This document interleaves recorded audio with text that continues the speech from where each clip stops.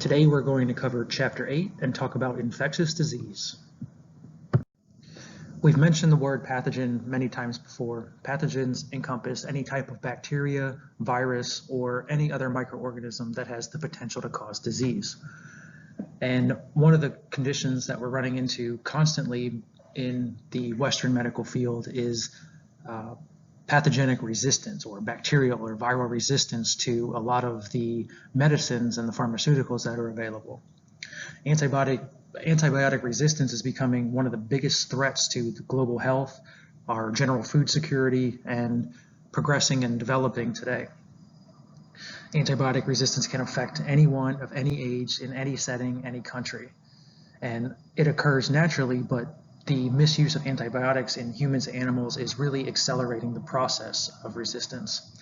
And a growing number of infections such as pneumonia, tuberculosis, gonorrhea, and salmonellosis are becoming harder to treat as the antibiotics that are currently being prescribed to treat them are becoming less and less effective. So I'm sure you've all heard of the antibiotic resistant pathogen known as MRSA.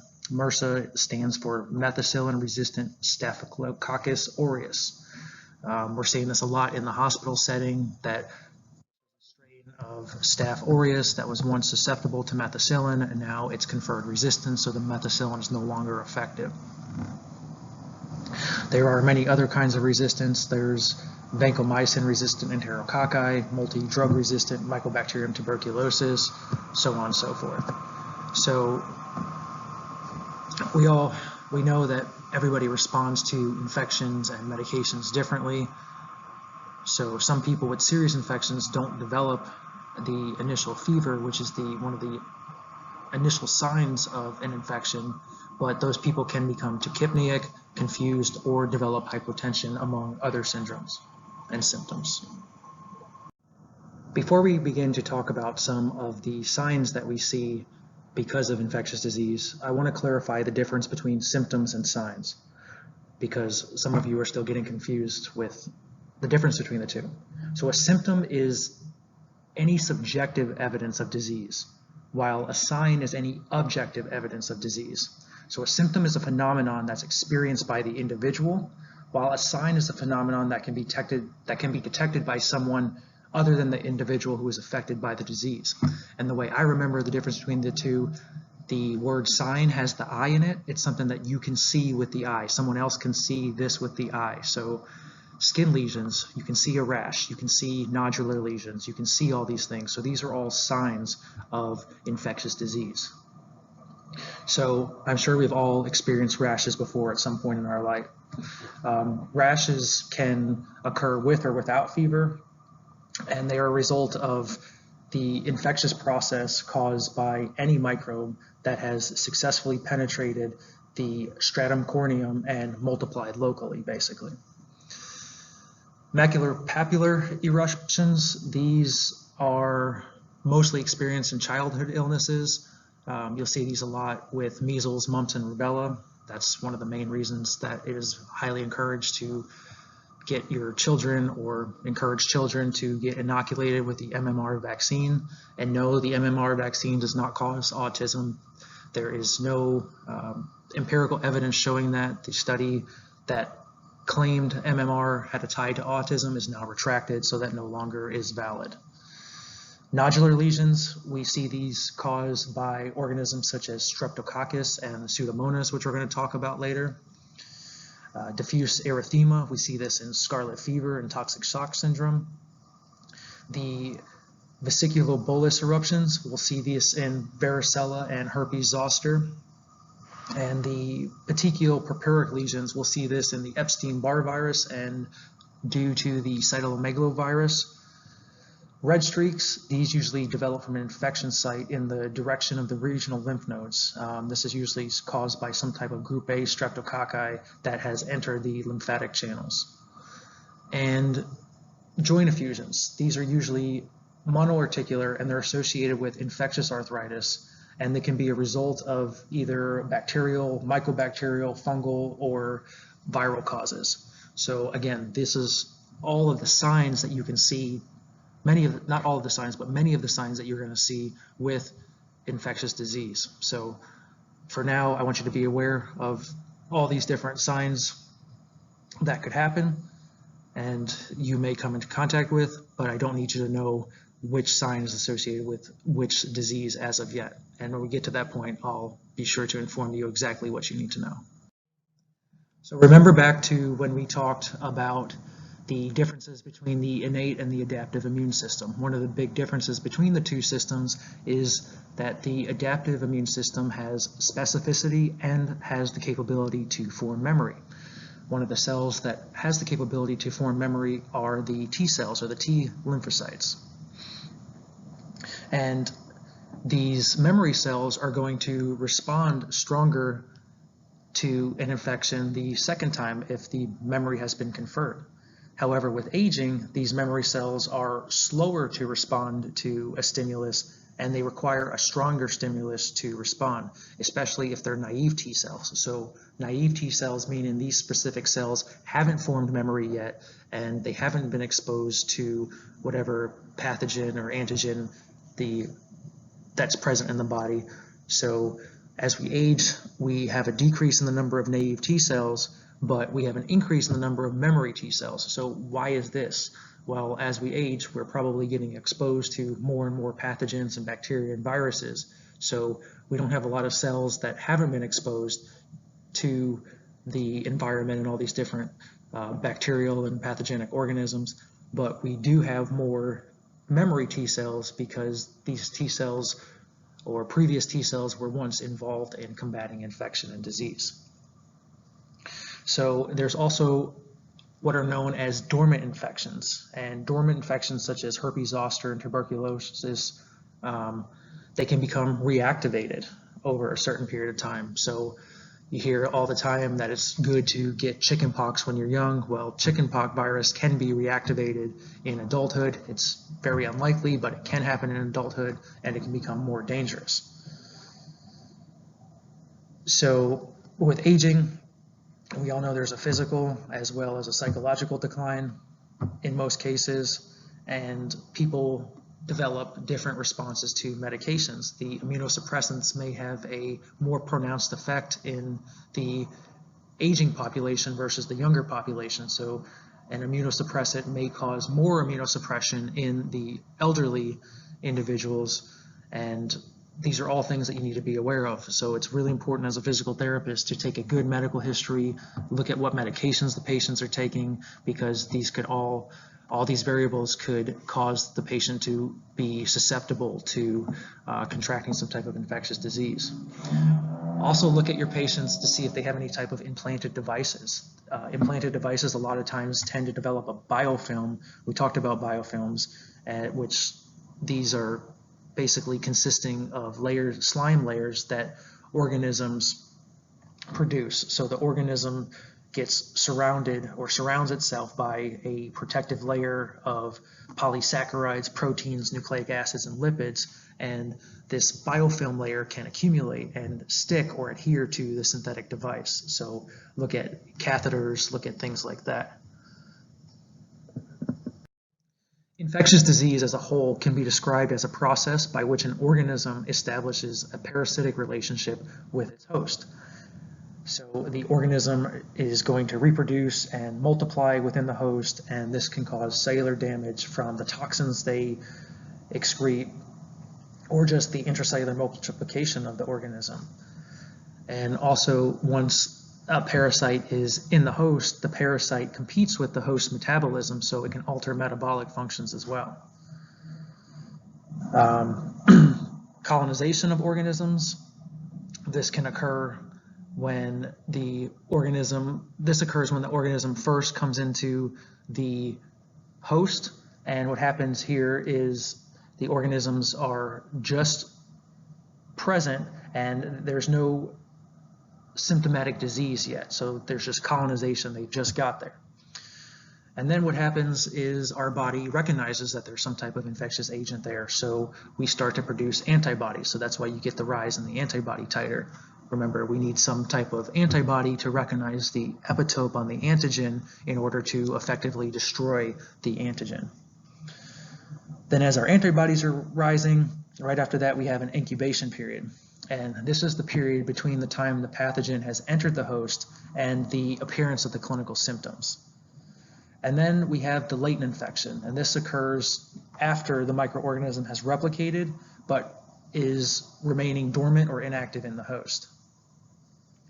And then we have what's known as a period of communicability. So this is the time period when an organism can be shed or removed from the body. So these are the type of organisms that you're going to see throughout this lecture, and you'll read about in your book in chapter 8. So again, I just want you to be aware that all these different types of organisms exist and they can all cause infectious disease. You don't need to know anything specific off this slide. I just want to familiarize you all with some of the different types of organisms that we're going to talk about as the lecture proceeds. So from this slide, you're going to see several of these pictures again and again in the future, especially on the exams. So we're going to proceed in alphabetical order. We're going to start in the top left-hand corner, and then we're going to proceed all the way down to picture F.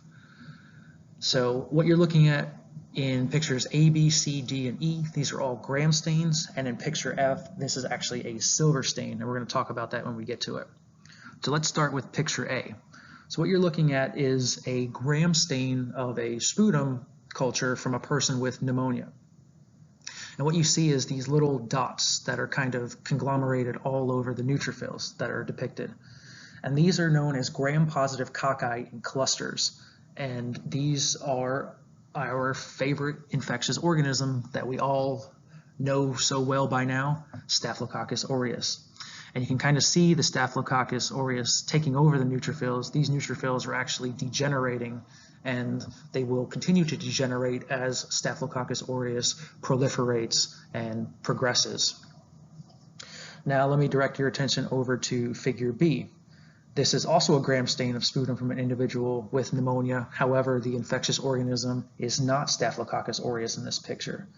Here we see these gram-positive elongated cocci in pairs and short chains. This is indicative of Streptococcus pneumoniae. And we still see a neutrophil. The Streptococcus pneumoniae are kind of conglomerating around the neutrophil, getting ready to take it over. Picture C is a Gram stain of an organism known as Clostridium sordelli. And with this particular organism, there's a mixture of gram-positive and gram-negative rods. And many of them you can see have these subterminal spores. These are the clear areas that you can see in the picture. And Clostridia is really unique as a species, as it often stains as both gram-positive and negative, although they are truly gram-positive bacteria. Now let me direct your attention to the picture that's in the bottom left-hand corner. This is a Gram stain of a bronchoalveolar lavage specimen that shows gram-negative intracellular rods, typical of both. This could be either Klebsiella pneumoniae or E. coli. So this is what either Klebsiella or E. coli look like on a Gram stain from a bronchoalveolar lavage specimen. And then E, this is a Gram stain of urethral discharge from someone who has gonorrhea. You can see many gram-negative diplococci, so we see these little dots in pairs of twos. This is indicative of Neisseria gonorrhea, and you can kind of see the Neisseria affecting the neutrophil in picture E. So we've talked all about Gram stain, and now let's get into F and talk about our silver stain. This is actually a silver stain of brain tissue from a person who has been diagnosed with Lyme disease, meningoencephalitis. And Lyme disease is actually the last pathogenic disease that we're going to talk about in this lecture, so I'll tell you more about it when we get there. But the arrow is pointing to these two helicospirochetes. These are known, the infectious organism is known as Borrelia burgdorferi. And this is the infectious organism that causes Lyme disease. And Lyme disease has a lot of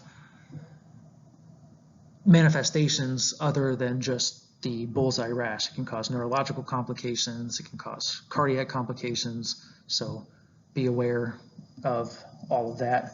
and be able to differentiate the different organisms that I talked about on the slide here. So now let's talk about the chain of transmission. How does a pathogenic agent come from the external environment and affect a host? So we talked about all the different pathogens, the potential to have viruses and bacteria and fungi coming into our bodies. So these are exogenous materials that are going to basically be housed in some type of reservoir. A reservoir is basically just a place where the pathogens can collect and accumulate. So reservoirs could be humans, they could be animals, they could be plants, soil, food, so on and so forth. Then from the reservoir, they're going to go through what's known as a portal of exit. And the portal of exits could be the genitourinary tract, the GI tract, the respiratory tract, along with many other portals. From there, we have mechanisms of transmission. So how does something go from the GI tract or something go from the respiratory tract or the reproductive tract into another organism? Well, that's where transmission comes into play. So transmission could be because of contact, whether the contact is direct or indirect. Transmission could be airborne, so there could be small particles floating in the air, could be found in droplets that fall within 3 feet of the source, or it could come through some type of vehicle, such as could be a waterborne or a foodborne pathogen. Could also be vector-borne, could be carried by insects or animals. And then we have the portal of entry into the host. So the portal of entries, the way the pathogens are getting into the body could be through ingestion or inhalation, or pathogens could pass the placenta from mother to fetus. There's many different ways. And then they actually affect the susceptible host. So once they're infecting the susceptible host, there are specific immune reactions that the host body is going to undergo. And it all depends on the host characteristics. What's the age, the sex, the ethnicity, the genetic makeup of the host, and all these factors play a vital role in the progression, transmission, and outcomes of pathogenic viruses and diseases. So now the question arises of how does our body respond to these pathogenic organisms, and how does our body keep us healthy and fight off these organisms? Well, basically we have 3 lines of defense. The first is the normal bacteria flora that inhabit our skin and our mucous membranes. So once an organism penetrates the first line of defense, then the second line of defense, or the inflammatory process, is then initiated.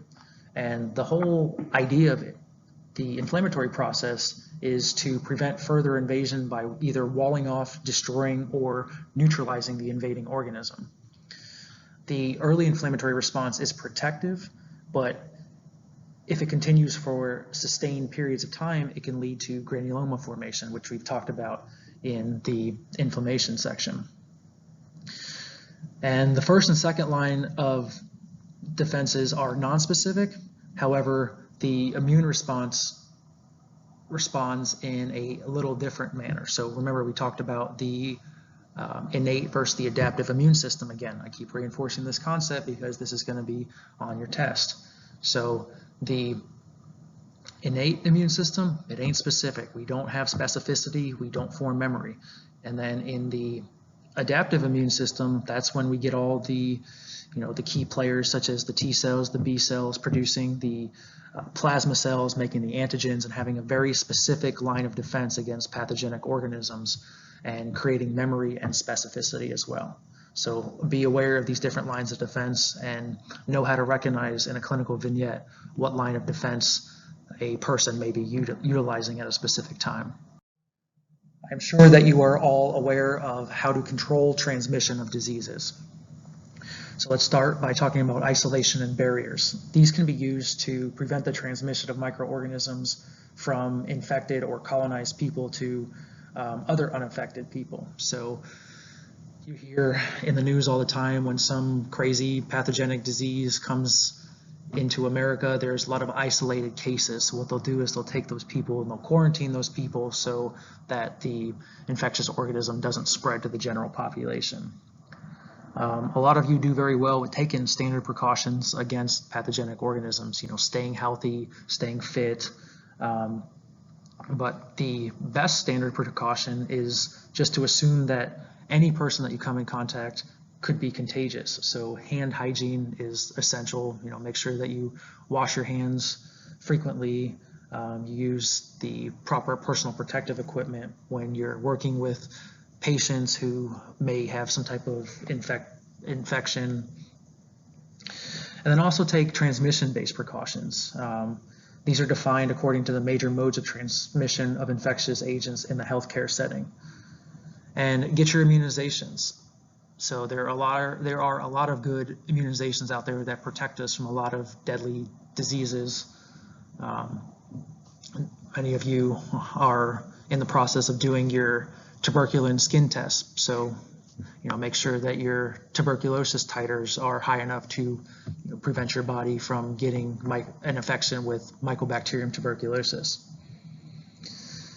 There is prophylactic antibiotic therapy that is available. However, we mentioned briefly that the increased use of antibiotics, especially antibiotics that are, general antibiotics that are prescribed for gram-positive or gram-negative infections, overuse of these are actually causing the immune systems to become compromised, and the antibiotics are no longer effective against a lot of organisms. And we mentioned MRSA, and talked about how MRSA, methicillin resistance, Staph aureus, has developed this resistance against methicillin. So these pathogens are smart and they can confer resistance. So just be aware that prophylactic antibiotic therapy may not always be the best choice for controlling transmission. This table just highlights what I said on the previous slide. It highlights different types of transmission-based precautions and different prevention guidelines that you can take to protect yourself from microorganisms. So please take a minute to read over this slide.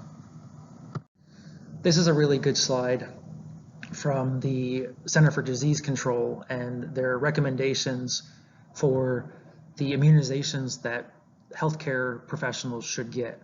I'm not going to test on any specifics of this slide here, but I want you all to be aware of the vaccines that are recommended by the CDC, and you all should be immune against all of these pathogenic organisms at this time. And if you're not, you should seek out a medical professional who can provide the immunization for you. So now I do want to talk about some specific infectious diseases and the microorganisms that cause them. So the enterobacters such as Klebsiella, the E. coli's, Proteus, and Yersinia. This group, I don't need you to know all the specific genus and species names of these. I just associate them, I kind of group them all together as the enterobacters. These are gram-negative and they're typically found in the gastrointestinal tract, but the oropharynx can also be colonized. And they're the most commonly isolated gram-negative bacteria in the hospital setting. So I will most likely test on that. Please note that the group of enterobacters are the most commonly isolated gram-negative bacteria in the hospital setting. I also want to talk about Clostridium difficile. C. difficile is associated with the most common causes of healthcare-associated diarrhea worldwide. And these are anaerobic spore-forming bacteria that can cause symptoms ranging from mild diarrhea to severe colonic inflammation, and the severe inflammation can even lead to death. And it's the only anaerobe that possesses a healthcare-associated risk. The disease itself is secondary to the release of toxins A and B that's produced by the microorganism C. difficile. And these toxins can induce an inflammatory response which damages the intestinal cells. And more virulent strains of C. difficile overproduce toxins, leading to severe inflammation and therefore more severe illnesses. And severe disease can be manifested by extreme fever, abdominal pain, sepsis, toxic megacolon, and perforation. So diagnosis is usually made by a stool culture, and a lot of times before dental procedures, if the patient has a track record of being susceptible to microorganism infection, the dentist may prescribe oral medication in order to, as a prophylaxis, to prevent microorganism colonization. And as anything else, there's an increased risk for relapse if the patient has had some of the exposure to the pathogenic organism before. For example, when I was in the Caribbean, I unfortunately got exposed to dengue fever. Supposedly there's only 4 different strains of dengue fever, and once you get one of them, you're not supposed to get another form. However, I got exposed to 2 forms of dengue fever and had it back to back for about 6 weeks. And for those of you who don't know what dengue fever is, it's also known as breakbone fever. It basically feels like all of your bones are breaking in a synchronous fashion. It's very, very painful. There's nothing you can really do about it except keep yourself hydrated, take in a lot of vitamin C, and let the pathogenic organism take its course. So now we're going to dive a little bit deeper into the staphylococcal infections. So you've heard me say over and over again the importance of knowing the pathogenesis and the manifestations that can be caused and associated with Staphylococcus aureus. I do want you to be aware that there are over 30 different species of staphylococcal infections, but only a few are clinically relevant. And Staphylococcus aureus can be divided into various categories based on its molecular and clinical characteristics. So we talked about MRSA, methicillin-resistant Staphylococcus aureus. MRSA signifies that the isolate is resistant to a specific group of antibiotics known as the beta-lactams. And the beta-lactams include the cephalosporins and penicillin. So cephalosporins and penicillins are no longer effective against MRSA. So the Staphylococcus infections, both Staph aureus and Staph epidermidis, are the leading cause of orthopedic implant infections. And staph spreads by direct contact, and the most common site of colonization in the human for Staph aureus is the nares. So you'll see a lot of staphylococcal infections in burn patients, diabetics, neutropenics, anybody who has a prosthetic device because of the potential for the biofilm accumulation. You may see staph in chronic skin diseases, rheumatoid arthritis, and Staphylococcus may colonize and cause disease when somebody is on corticosteroid therapy, because remember, corticosteroids are an immunosuppressant, therefore lowering the body's immune response, therefore making the body more susceptible to contracting microorganisms. So this is what Staph aureus actually looks like when the organism has infected the host and the host is actually eliciting an immune response. So in this particular example, there was an inoculation of the organism through the damaged skin. So there was an initial wound. The organism penetrated the first line and second lines of defense, and now the third line of defense is actually taking over and trying to combat the infection. So Staph aureus, what it's doing here is it's secreting membrane-damaging enzymes and toxins, and although it's localized to the skin in this picture, it can spread to the bones, the joints, the kidney, the lung, as well as the heart valves. Remember, Staph aureus and the Staphylococci infectious organisms have the ability to create a biofilm, especially on prosthetic devices. And Staphylococci stimulate a significant host immune response, as they form this suppurative or pustular local response, which you can see here. Not only do they have the ability to create a biofilm, but they also possess the capability to spread hematogenously.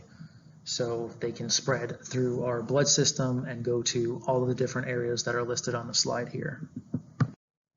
So how is Staph aureus and the Staphylococci microorganism infections diagnosed? Well, there's going to be a gram stain. We showed you the picture of the gram stain and the Staph aureus kind of taking over the neutrophil and causing the neutrophil to degenerate. So the gram stain, the culture of the organism, and we also use a biomolecular technique known as PCR, or the polymerase chain reaction, to confirm diagnosis of Staph aureus. So a lot of the times the physician will prescribe what's known as TMP-SMZ. This is trimethoprim sulfamethoxazole, and different tetracyclines, which are used for both minor soft tissue and skin infections. So this is just for your general knowledge. We're going to talk about TMP-SMZ and the tetracyclines more in pharmacology. So the MDs will likely make an incision and try to drain a lot of the pus and whatever other accumulation of fluid that may be present in the patient. If the infection is spreading hematogenously, this is going to be categorized as a severe infection, and it may require hospitalization and IV infusion of antibiotics. And as I mentioned before, prevention is key. Having good hand hygiene and just being aware that anybody that you come in contact with, both at school and in the clinic, may be harboring some type of microorganism that you may be susceptible to. So always use good hygienic practices and keep yourself as healthy as possible.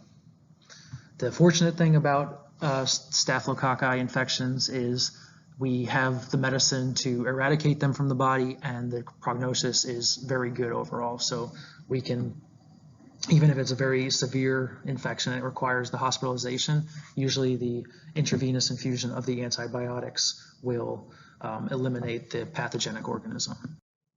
So now we're going to stray away from the staph infections and talk about the streptococcal infections, and specifically Streptococcus pyogenes, or group A strep. And group A strep are one of the most common bacterial pathogens of humans of any age, and they have the capability to cause diseases of diverse organ systems, ranging from skin infections to acute self-limited pharyngitis to post-infectious syndromes of rheumatic fever and post-streptococcal glomerulonephritis. So I know that was a lot, and there was a lot of different terminology. Just know that the streptococcal infections can be found in any age, and they can cause all of these different infections and syndromes that are listed in the box for you on the right-hand side of the screen. I'm sure that many of you have had or know someone who has had strep throat before. Well, strep throat is medically known as streptococcal pharyngitis, and this is an infection of the back of the throat that can include the tonsils, and this infection is caused by the group A streptococci. This is the only type of pharyngitis that requires an antibiotic treatment. And common symptoms include fever, sore throat, the tonsils may be swollen and red, the patient may have difficulty swallowing, and you may also see enlarged lymph nodes in the back of the neck. Because of the difficulty or the pain of swallowing, the patient may refuse food. You may see signs of anorexia, and there may be other manifestations such as general headache, nausea, and vomiting that may occur due to streptococcal pharyngitis. Scarlet fever is a pathogenic disease that usually follows a streptococcal pharyngitis infection that goes untreated for a significant amount of time. And scarlet fever can also occur after wound infections. And it's most commonly found in children between the ages of 2 to 10 years of age. And the infectious organism is going to release a lot of pyogenic exotoxins, and it can cause a rash. So the rash is going to first appear on the upper chest, and then it's going to spread to the extremities. And what's interesting about the spread of this rash is as it spreads to the extremities, it spares the soles of the feet and the palms of the hands. And the rash itself fades over a week, and after about between 6 and 9 days, there's a general desquamation of the skin, which can last for up to an additional week. And complications and manifestations from scarlet fever can include, well, a high fever. The patient could also develop hypotension, arthritis, and jaundice.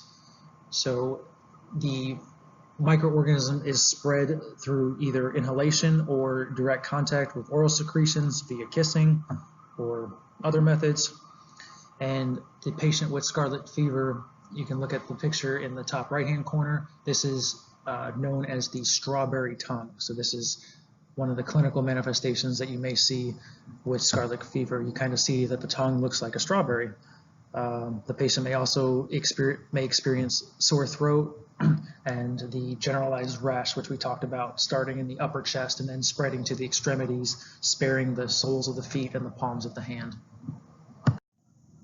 Another manifestation of the group A streptococci is known as streptococcal cellulitis, and we'll usually see this in the clinic after a patient has been burned, wounded, or has an open break in the skin and the microorganism has penetrated that specific site. This is a very painful condition. It results in a lot of swelling and local erythema. The patient may present to the clinic with alternating between having fevers and chills. It's very dangerous because it can spread very rapidly and can involve bacteremia or lymphangitis. I want to direct your attention to the bottom picture here. This is actually a condition known as erysipelas. This is a specific type of cellulitis, and this is a skin condition that you can see is characterized by sharp, elevated, demarcated borders. You'll see a lot of redness in these patients, a lot of swelling. There may be vesicles and bullae that are formed, and a generalized lymphadenopathy. So erysipelas as a condition usually affects the face and the legs most often, and it's almost always caused by the group A streptococci. And if the streptococcal organisms are proliferating and manifesting in our system for an extended period of time, the patient might go into STSS, or streptococcal toxic shock syndrome.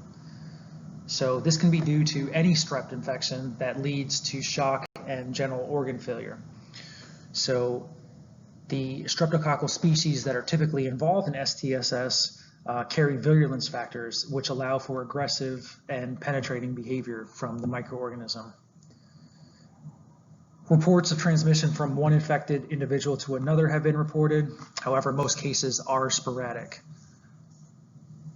And the pyrogenic exotoxins that are produced by the microorganism are what are responsible for leading to the general shock and organ failure.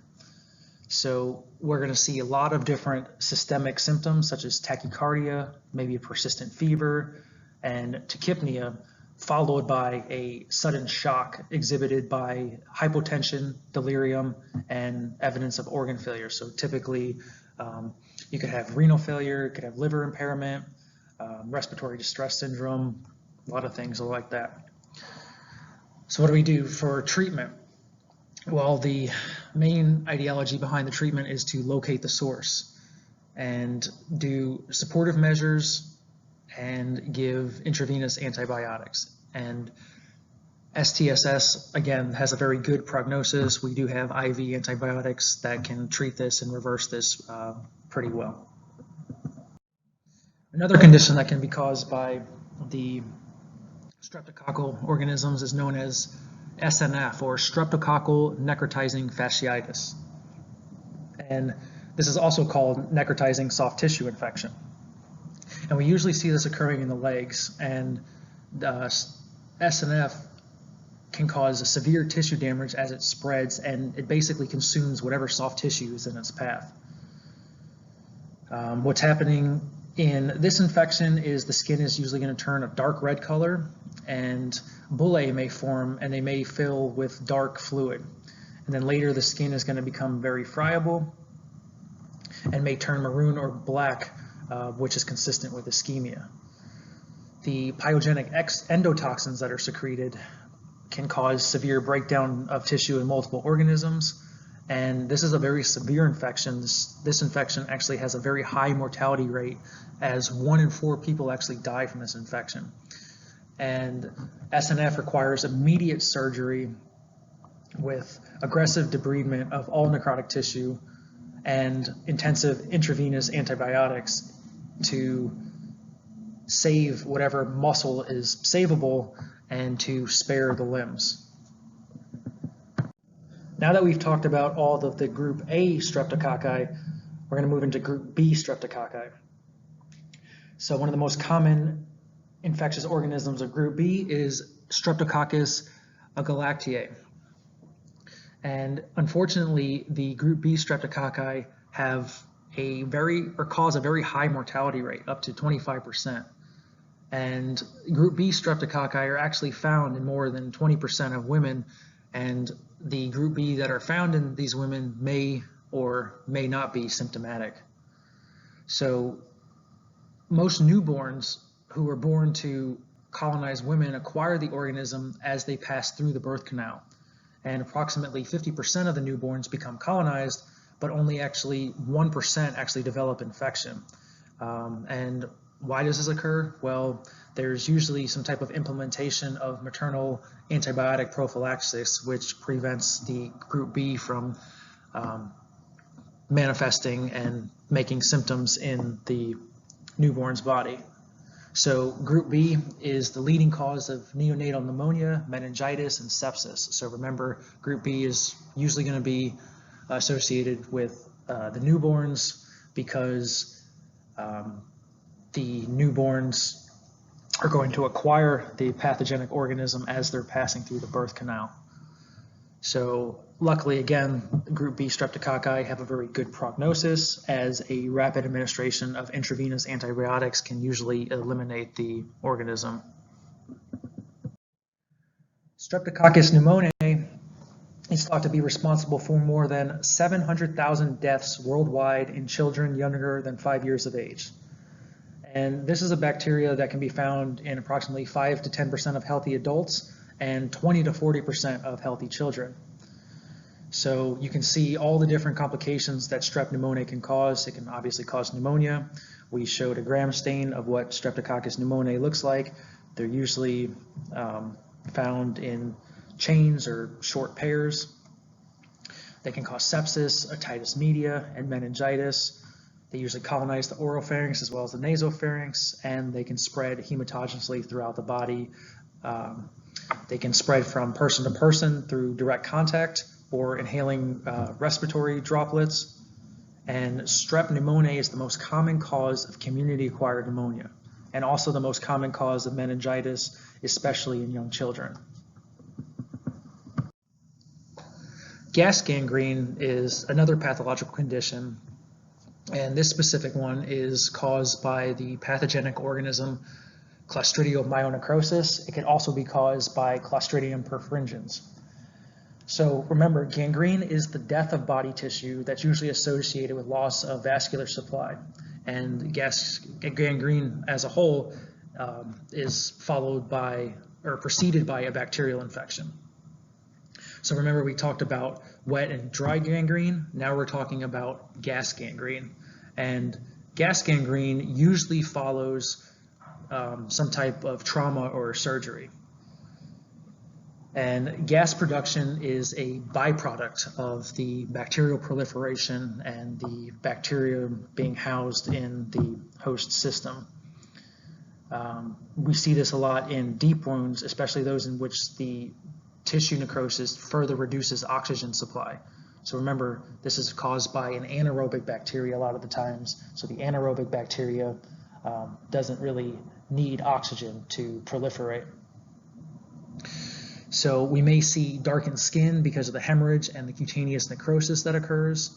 And true gas gangrene produces myositis, as well as anaerobic cellulitis that affects only the soft tissue.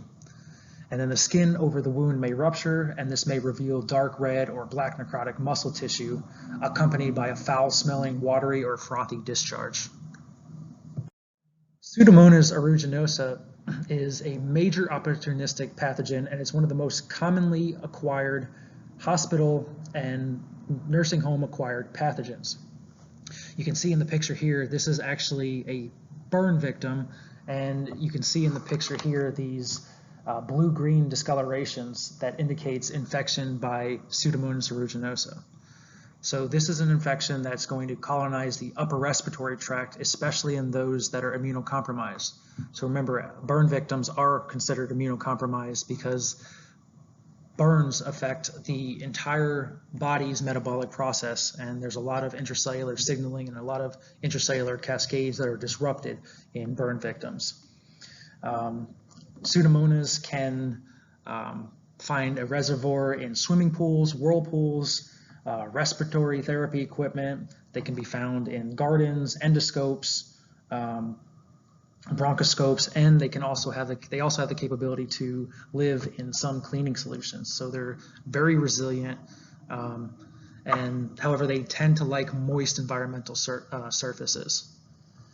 So they're very resistant. They have antibiotic resistant to a lot of different antibiotics. They have the potential to invade the blood vessel walls and release endotoxins and cause systemic effects. Chronic infections with Pseudomonas are noted in children or young adults with cystic fibrosis, because any type of patient who's experiencing mucus plugging and airway inflammation is susceptible to this specific pathogen. And there's also a condition known as ecthymia gangrenosum that manifests in a patient who's infected with Pseudomonas aeruginosa.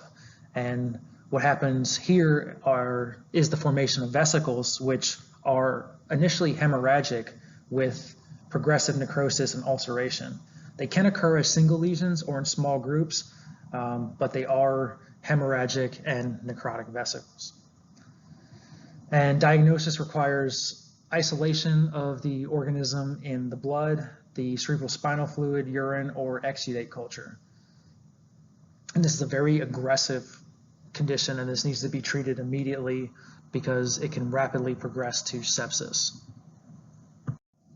Now we're going to move away from the bacterial microorganisms and talk about some of the viral infections that manifest in the body. And we're going to begin by talking about the family of herpes viruses. So as you can see here, there are 8 different types, and you should already be familiar with type 8. This is a virus that's associated with Kaposi sarcoma. And remember from the lecture we talked about HIV and AIDS, Kaposi sarcoma is associated with AIDS progression. We see the purple nodular lesions on the body of the patients with Kaposi sarcoma. So as I mentioned, there are 8 different types, and herpes actually is derived from the Greek word herpein, which means to creep. So these can be chronic, latent, as well as recurrent infections. And all of these infections are morphologically similar, but the biologic and the epidemiological characteristics are distinct from one another. And there was a meta-analysis done a few years back that suggested more than 70% of Americans have type 1 herpes, so HSV type 1. This is associated with the herpes virus that it produces cold sores around the mouth. HSV2 affects 50 million people. HSV2 is responsible, this is a sexually transmitted disease, and it's responsible for genital ulcers as well as genital herpes. And both HSV1 and HSV2 share antigenic cross-reactivity, so infants born to infected women can contract the disease through the birth canal. And approximately 50% of the infants who are born to women that are infected with either HSV1 or HSV2 will contract the disease. And the way this virus works is it enters the peripheral nerves and it migrates along the axons of the peripheral nerves to the sensory ganglia in the central nervous system. And We can get viral meningitis from HSV type 2, and we can also get a condition known as herpes encephalitis. And now, what do we see in the clinic as our clinical manifestations of the herpes simplex viruses? So we already talked about HSV type 1. We see the cold sores or the vesicles around the mouth. HSV 2, we can see vesicles on the mucosal and cutaneous areas as well as in the genital areas as well. And remember, HSV2 is a sexually transmitted disease. The lesions that are associated with herpes are usually small, painful. They're usually found in groups, and they can be vesicular, and they can also produce burning and itching sensations. And what you're actually looking at in the two pictures here, you're looking at a condition known as herpetic whitlow. And this is a painful infection of the hand that involves one or more fingers. And the way this is diagnosed is there is a aspiration of spinal fluid, and the clinicians will use the polymerase chain reaction to detect the presence of HSV in the spinal fluid. There's also viral cultures of the vesicular fluid that are used for diagnosis, and acyclovir is the gold standard treatment as of now. Varicella zoster, or herpes virus type 3, is something that many of us have probably experienced at some point in our life. I know I definitely have had the chicken pox when I was younger. So you get chicken pox when you're young, and if the disease is reactivated, you may get shingles. So 1 in 3 people will actually develop the secondary or the reactivation form of varicella zoster in their lifetime. And the virus has the capability to disseminate into the liver, the spleen, and the sensory ganglia, and it can replicate in the viscera and can also cause a viral infection of the skin and the mucosa. So it lays dormant in the dorsal root ganglia, and then it can reactivate at any time.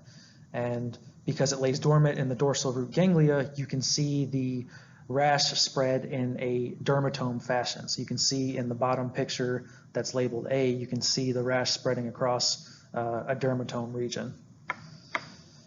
So there are a lot of ways to contract this disease.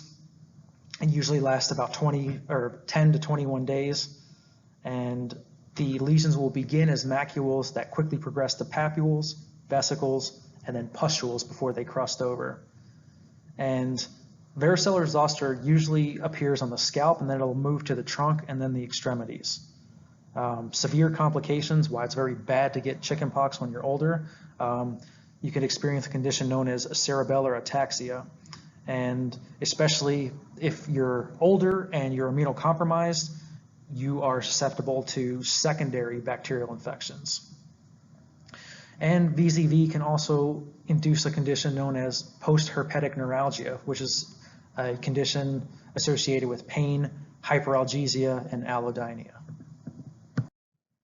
So how is this condition medically managed? Well, I'm sure a lot of your parents have given you oatmeal baths or topical calamine lotion to treat the chickenpox. Also, the oral antihistamines are good to induce reduction of the inflammatory response and the itchiness that is produced from the virus.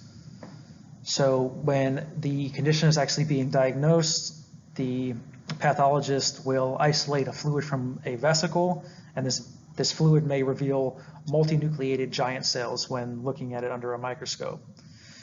The best thing, it's a virus infection, so there's really not much medication that you can use. The best thing is to get good rest and keep the skin clean and as healthy as possible. There is antiviral therapy available for the elderly in the form of Varivax and Zostavax. Varivax is recommended for all people 1 year or older as a routine vaccination, and Zostavax is a live attenuated vaccine that prevents shingles.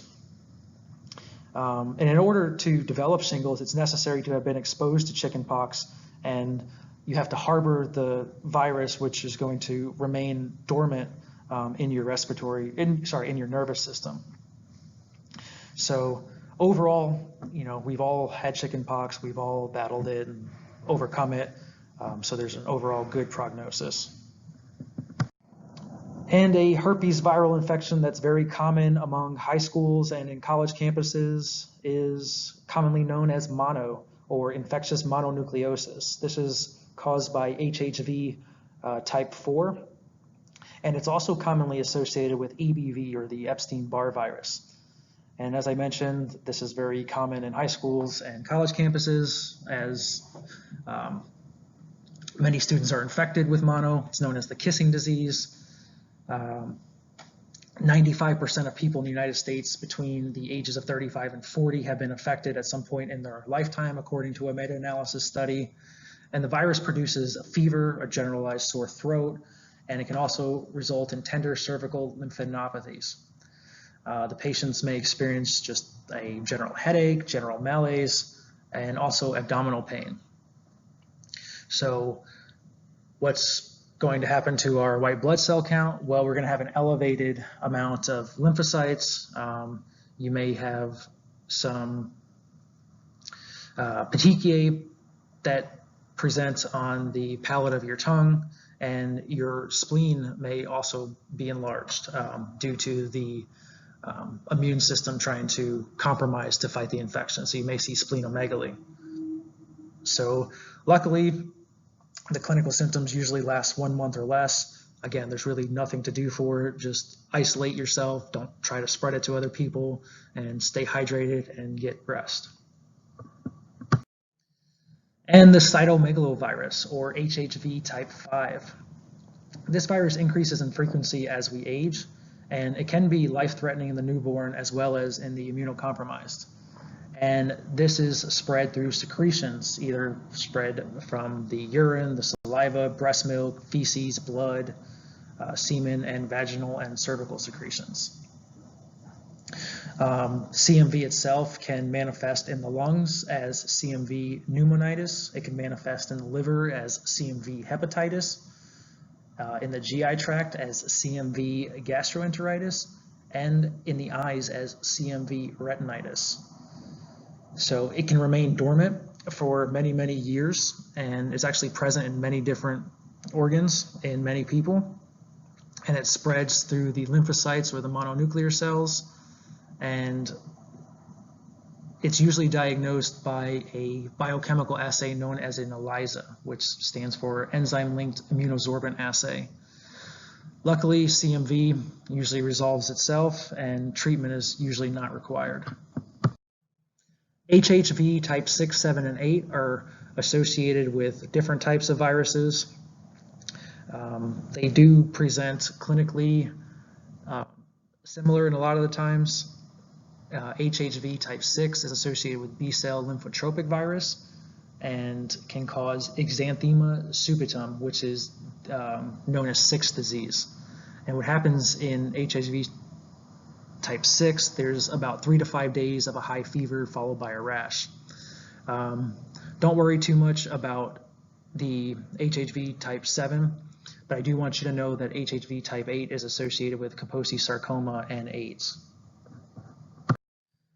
And now for the viral respiratory infections. So the viral respiratory infections, such as influenza, are named based on the viral properties. So the H is hemagglutinin and the N is neuraminidase, and these are two integral structures of the virus. So we see H1N1. This is actually the swine flu. There's many different strains, and every year the virus is mutating, and the hemagglutinin and neuraminidase structures within the virus are changing. So that's why we get different H's and different N's every year. So the virus spreads via inhalation of the aerosolized form of the virus, can cause a fever that lasts up to a week. Luckily, there are 2 different types of vaccines. However, I am personally kind of skeptical of how well those vaccines work. The trivalent vaccine is given intramuscularly. That's usually given to young people and those that are immunocompromised. And then the live attenuated vaccine is actually delivered intranasally to healthy individuals. And it can be diagnosed through an ELISA. We can also get samples from a nasopharyngeal or a nasal swab or a nasal wash in order to make a diagnosis of influenza. And the last pathogenic disease that we're going to talk about today is Lyme disease. And Lyme disease is named because it originated in Lyme, Connecticut. And what happens is the pathogen, the Borrelia burgdorferi, is actually contracted by the Ixodes deer tick. And the Ixodes tick contracts this by feeding on infected rodents. So it's a rodent spread to a tick, to a deer, to a human. It's actually a very gross disease, in my opinion. What we do see clinically is we see a manifestation of the bullseye rash. And remember, I told you all about this in class, how I actually had Lyme disease, and the clinician actually asked to take a picture of my belly button because the tick crawled into my belly button and bit me there, and the bullseye of the lesion was actually in my belly button. The bacteria itself can disseminate through the lymphatics as well as hematogenously, and there are 3 stages of Lyme disease. So stage 1 usually occurs within 1 to 2 weeks after the bite, and it sometimes resolves itself. Stage 2 can affect the skin, the nervous system, the heart, and the joints, and this is known as the disseminated stage. And then stage 3 is the latent, the persistent stage. So if Lyme disease is not treated immediately, stage 3 can manifest months to years after the infection, and the patient can develop joint arthritis, neurological manifestations including cranial nerve neuritis, encephalitis, and meningitis. Luckily, the drug doxycycline is awesome to treat Lyme disease. 2 weeks to a month course of doxycycline, depending on what the physician prescribes, will usually eradicate the disease. Prophylactic doxycycline is controversial, and the disease as a whole usually resolves itself within a few weeks to a few months, depending on the amount of antibiotics and also the immune system of the individual who has contracted the disease.